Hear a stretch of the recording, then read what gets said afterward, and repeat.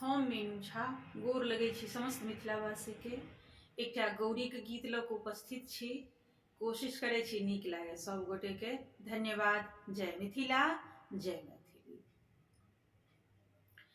तीन फूल लाए गौरी पूजल, बर मंगल है।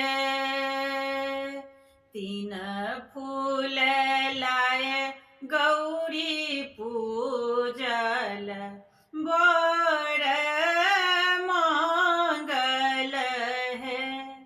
आहे बेली चमेली गुलाब, तीनों फूल सुंदर है।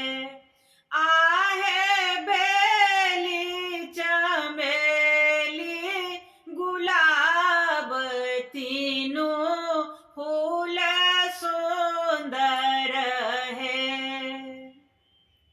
तीन नैवेद लाए गौरी पूजल, बर मंगल है।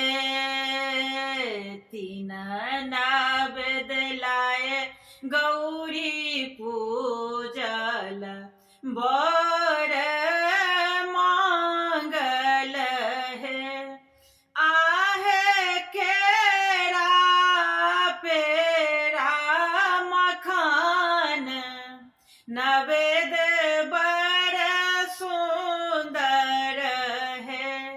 आहे केरा पेरा मखान, नवेद बड़ सुंदर है।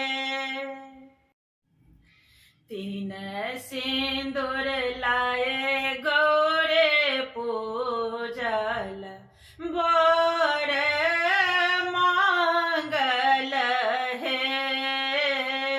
तीन सिंदूर लाए गौरे पूजल, बर मंगल है। आहे पीपा भूषण अचिन सिंदूर